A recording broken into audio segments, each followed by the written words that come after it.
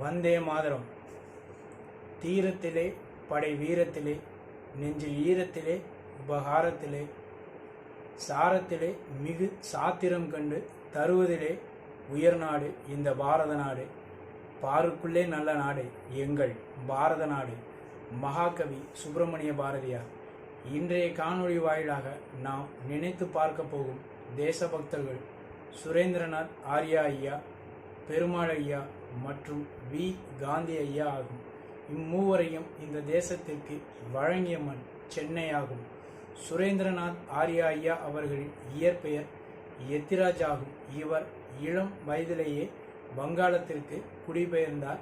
அங்குள்ள புரட்சியாளர்களுடன் இவர் நெருங்கிய தொடர்பில் இருந்தார். வங்காள புரட்சியாளர் சுரேந்திரநாத் பானர்ஜி அவர்களின் நினைவாக தனது பெயரினை இவர் சுரேந்திரநாத் ஆர்யா என்று மாற்றிக்கொண்டார். சென்னை திரும்பிய இவர் மகாகவி சுப்பிரமணிய பாரதியாருடன் நெருங்கி பழகியிருக்கிறார். சென்னை ஜனசங்க நிறுவனர்களில் இவரும் ஒருவராவார்.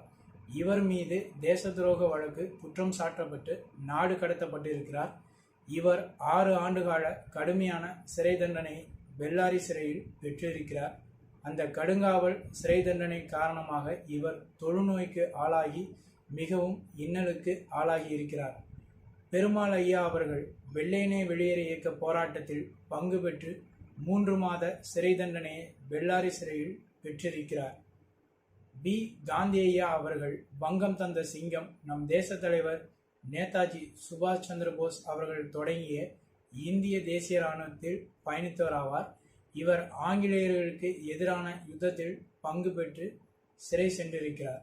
தேசபக்தர்களின் புகழ் இம்மண்ணில் என்றென்றும் ஓங்கி ஒலிக்கட்டும். தேசியமும் தெய்வீகமும் இம்மண்ணில் என்றென்றும் பட்டொளி வீசி பறக்கட்டும். ஓம் ஜெய்ஹிந்த்.